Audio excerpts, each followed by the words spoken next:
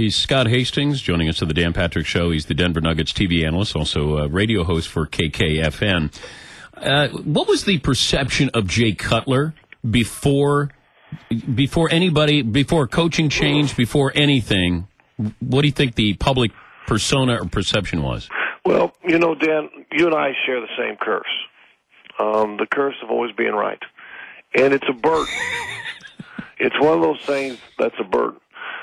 I don't even know if you remember this, but Cutler, like right before the season started or right as the season started, came out in some interview and said, listen, of course I've got a stronger arm than John Elway. Yep. And that for me was this huge red flag that I tried to tell everybody. I said, listen, he may have a stronger arm than John Elway, but John Elway is a golden god in Denver, Colorado. You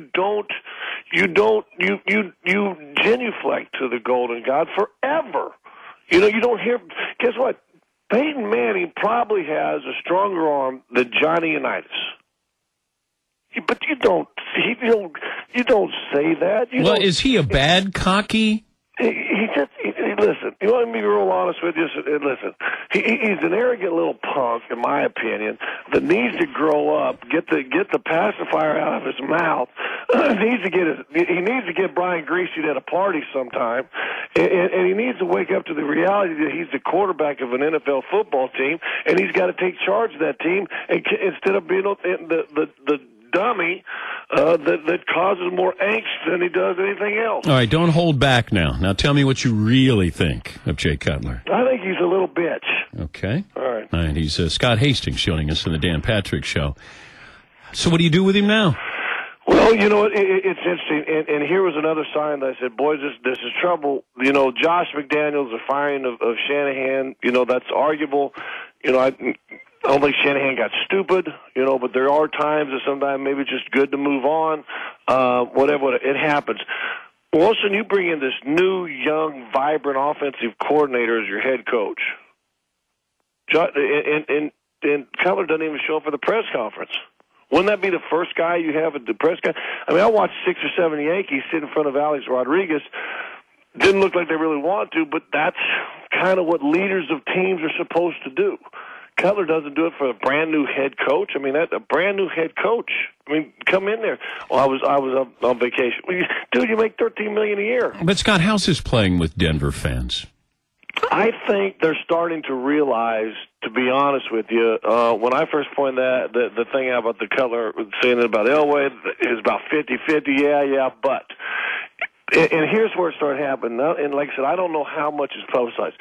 And you know how local TV and radio goes, and you have contracts and deals, and the local affiliate, radio affiliate that carries the Broncos games that I used to work for, has to deal with Cutler. Win or lose, after the game, first interview in the locker room, part of the privilege of paying the rights fees, you get to go in there and you get an interview with the coach. The coach gets one, and then you get an interview with the quarterback.